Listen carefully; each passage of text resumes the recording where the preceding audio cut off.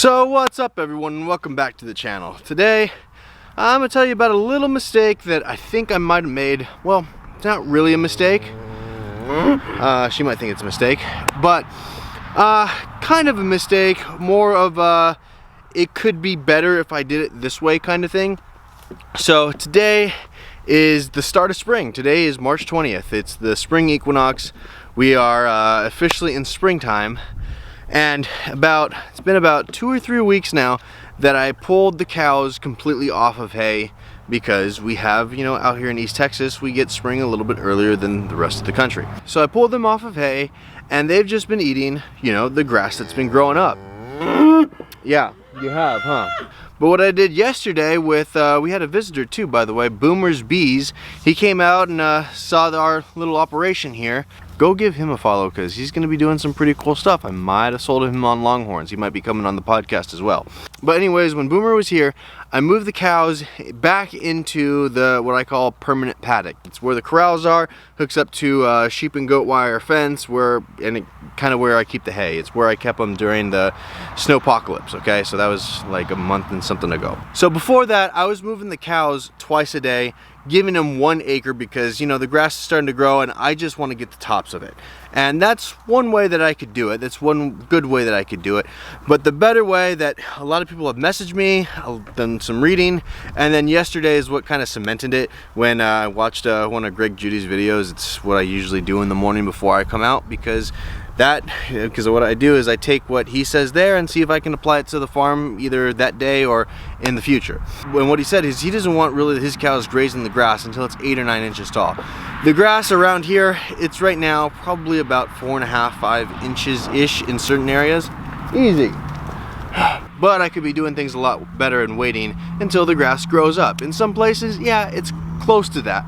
But in other places, it's not. So what I'm doing is I'm pulling the cows off of pasture for probably about a week to 10 days-ish. And the reasoning behind that is because the spring flush is starting just to hit right now, I don't want to stunt the grass. I do not want to stunt the grass, because if you stunt the grass, guess what? Not as much grass is going to grow.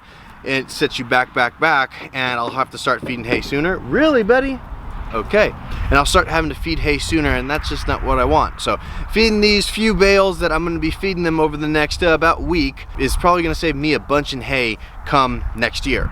And then also the grass that's coming up, it's not the best. It's really high in protein. It doesn't have a lot of, you know, calories, if you want to call it that, carbs for the cows to eat. So it's kind of just running through them, and I've seen a lot of their manure pads, not all of them, but some of them, really kind of runny. And there's a couple cows in here that are starting to get just a little bit thin, not dangerously thin at all, just a little bit thinner than I'd like. So we're gonna give the pastures about a week to grow up, and hopefully that can change it. Now these cows are looking at me like, why aren't we moving? We should have moved 3 times already since you put us in here. But no, we're just in here. They're eating all the grass that's left over, and then I have 2 hay bales up there. Let's go check it out.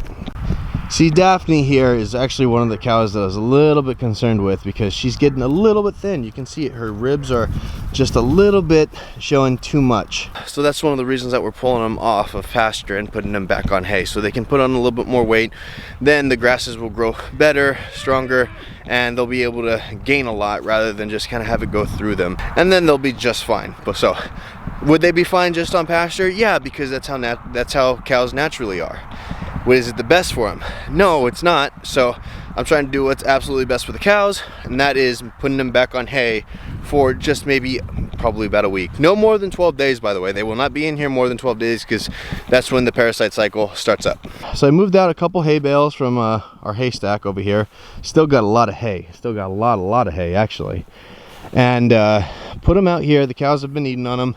Should last them maybe another 2 days. Then I might put another 1 or 2 more out. But what I'm doing here is I'm trying to do this like Joel Salatin style hay shed. But again, look, sky, there's no shed. So the one thing I have to be concerned with is moisture. Right now we're not expecting any kind of heavy rain for a little while. But this is all the carbon. This is where, you know, they're pooping and stuff. And most of their poop, most of their manure is getting covered up, which we want, like that, you know. Then, you know, the parasites are gonna be, you know, hidden more. And then this will start to compost. I'm actually in this area here, I mean, this is thick. I mean, this is thick of old hay. See, like, okay, there's a manure pat from when the storm hit. You can see, like, I mean, it's thick, and it's spongy. You can you're not walking on the ground at all here. You're walking on hay, that's for sure. So what I'm either gonna do is rent a manure spreader, and, you know, when this compost down, spread it all out through the pasture. That's one thing. Or I just might kind of leave it, and if I can get my hands on manure spreader, if I can't, what I'll probably do is go and plant pumpkins and squash and stuff in here, because it's going to be full of nitrogen, and it'll be kind of cool just in the summertime, because the cows aren't going to be in here, to have a little pumpkin patch in here. And I think it would grow really, really well. See, there's not, they've been in here, this is part from when they were in here with the storm too. There's not that much showing manure. It might seem like a lot to most people, but for what comes out of a cow's butt, this is very, very little, because a lot of it's getting covered up. So we're giving them, like Joel says, a carbonaceous diaper.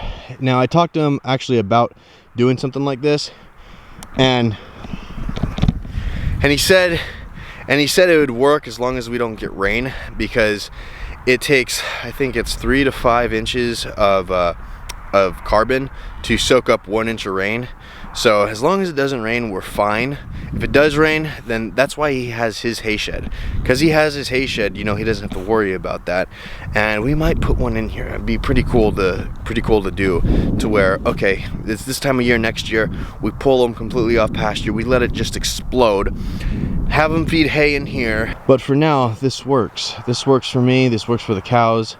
I mean, there, you can see there's a big drop off. I mean, it's probably 8 inches up at least minimum, and then we have a ton of hay left. We've only gone through just maybe, like, I think I calculated it out, it's like 55% of the hay that we got from that field right there. So that's a good thing. We are not short on hay whatsoever, but this will really help out the cows, this will really help out the pasture, and if it does those two things, I'm in. I don't care, I'm in. Sure, it'd be nice to say I stopped feeding hay, you know, 3 weeks ago, but that'd just be for you guys and for me to say it. But I think what's best for Jordan here is to put them back on hay just for, you know, a couple more days, just so it starts growing up. And you can see it's not like it's not growing up at all. I want you guys to show you this, and I want to show you guys this, because we were out here yesterday with Boomer, and I don't know if you guys can see. I'm gonna come over here and hold it above the fence. Look at this. That's our side. That's where the cows, that's where the neighbors' cows are. You guys can see a significant difference. I don't know if you guys can pick it up on camera, but when we were out here, wow, I mean, green, brown. That's all you have to say. And we've grazed this already. We've been flying around here. We grazed that off. Look at this. There's like no grass over there, and it's all brown. We're doing something right here. We're doing something right here. Hi, bud. You following me? Can I pet you now? No? Can I grab the bull by the horns? Yeah, let's not do that. So we haven't had cows a year yet, because we got the first 3 at the beginning of April, and that's when everything was growing up. And then it wasn't right when we got here, because we got here on March 3rd last year. The guy that was renting here still didn't pull his cows off, or I had to go close the gates a couple weeks later. So the pasture rested for about 2 weeks, and that's when we just saw that explosion of growth that we saw last year. So what I'm trying to do is I'm trying to replicate that, and sometimes you have to take a, you know, 1 step back in order to take, you know, 5, 6 steps forward, and I feel like that's what we're doing here. The cows aren't necessarily happy about it right now, and I'm not unrolling the hay here because, like I said, I want to just, you know, have it all go on the ground. So I might move another hay bale or 2 out tomorrow. Probably last them another, probably another day. But they're doing good. They're doing all good. Huh, Dolly, you doing good?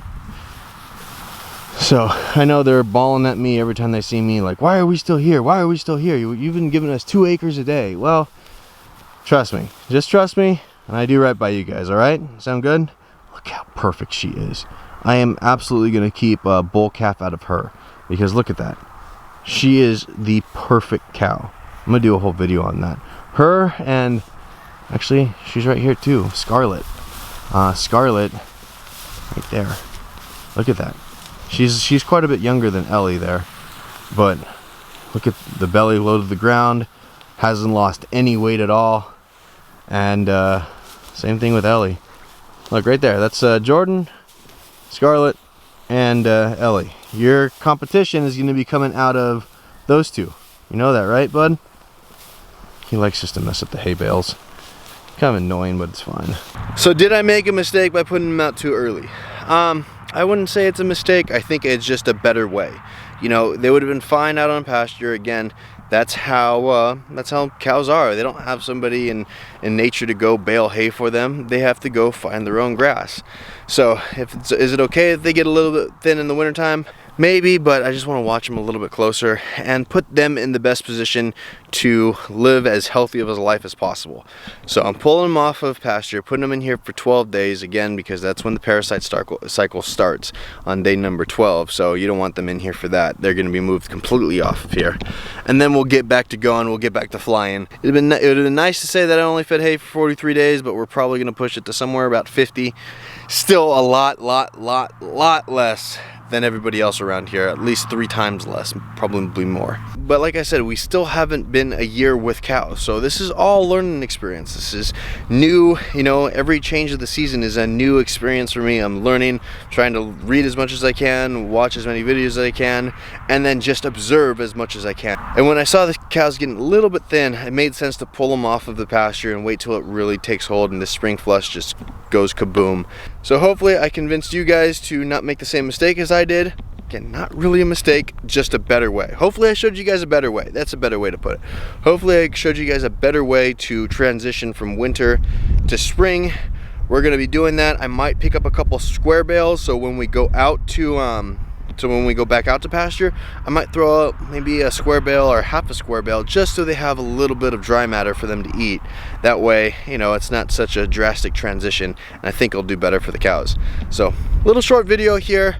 But with that, hit that subscribe button down below, ring the notification bell to get notified when we put up new videos, hit the like button because it really does help with the YouTube algorithm, and drop a comment if you like, all right? Until next time, see ya.